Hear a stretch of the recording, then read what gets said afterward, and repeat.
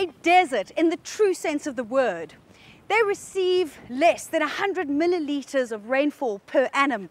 The landscape varies greatly, from gravel plains to grassy valleys to rugged mountains to windswept sand dunes.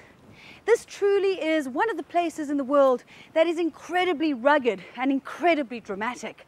It's also one of the places in the world that is least densely populated. You're talking about a population of 2.2 million people living in a surface area of 824,000 square kilometers. While she's busy spinning her web, it's really interesting to know that golden orb spiders are aranomorphs, which refer to the placement of their fangs.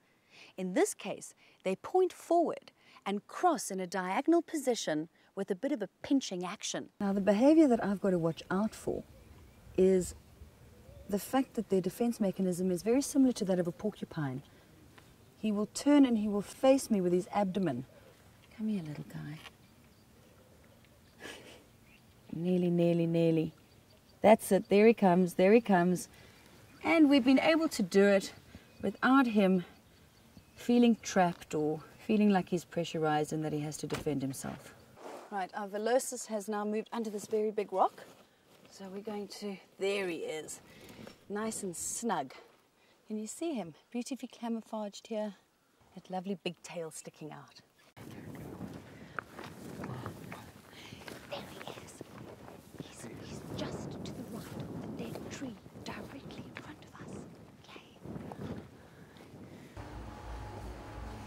Penguin chicks have survived their journey from Dyer Island, and here at Sandkop, the admission process is underway.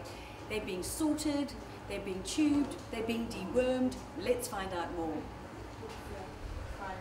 And there it is, fresh out of the lion's body. That's the vast difference. As you can see, a nice, decent bit of the tube has been cut away.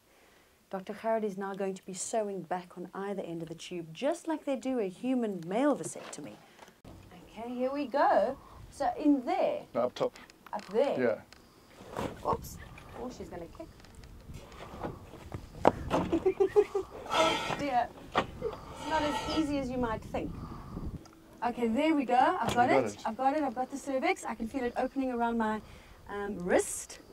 I'm definitely in. Yeah, and then try and follow it, and then you'll get to the uterus. Okay.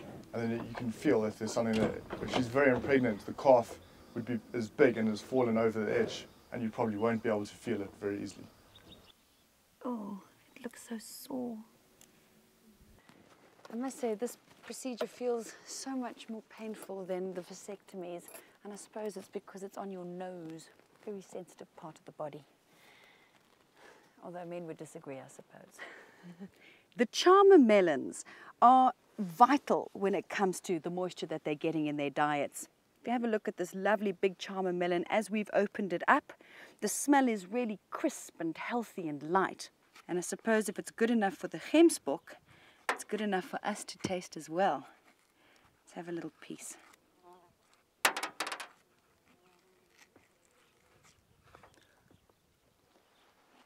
Oh, very, very bitter. I suppose you want me to chew it and swallow it now.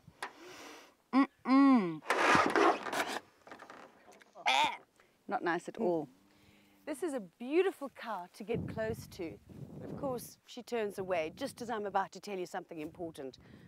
Let's keep following her. Okay. She knows that we're following her because she's giving us the real runaround in the paddock. But we're determined to show you something important.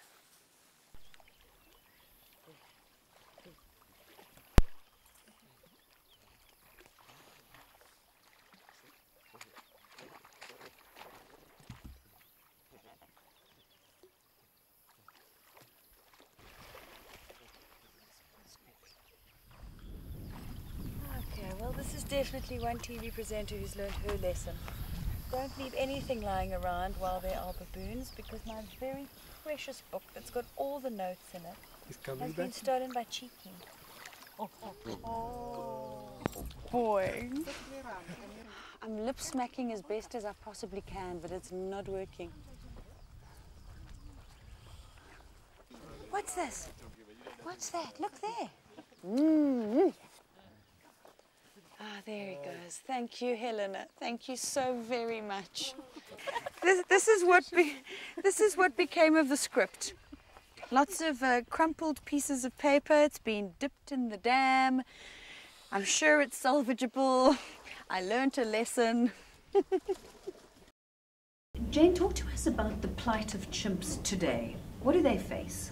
They face extinction. The story of Chappie's relocation has simply captivated us because this relocation is the start of a new chapter for them. It's human nature to want a quick fix, but a quick fix simply doesn't apply to the wild. The African clawed frog is what our plat-anners are known as overseas.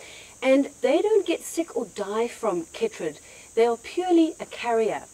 Each frog species out there has got a protein-based antibiotic in their skin, which protects them or not. So it's fair to say in the plat-anners case that they've got the right combination of antibiotics that are giving them the right type of protection. Hernan Crooks is an incredibly important nature reserve because of its location. It's basically a transition point. It's an ecotone between the colder southern area and the warmer northern region. And this is about as far inland as you're going to get coastal forests like this. Now we can do frogging in all kinds of different terrains, and the reason that we've chosen this tiny little stream that's in this dappled forested light is because we're looking for the endangered kleur frog. It's a real special, and I certainly hope that we get to find it so that you can take a closer look. None of us are moving. We're staying incredibly still. This is because the male is skittish. He's definitely aware of us. He's nervous. And I'm afraid we are particularly close, so it's all about being calm and quiet. What's so interesting to me is the fact that these elephants are just so small. If you have a look at the male in the front, he's in fact 15 to 20 years old. Now, if you compare that to an elephant that we see in South Africa, they're just so much bigger.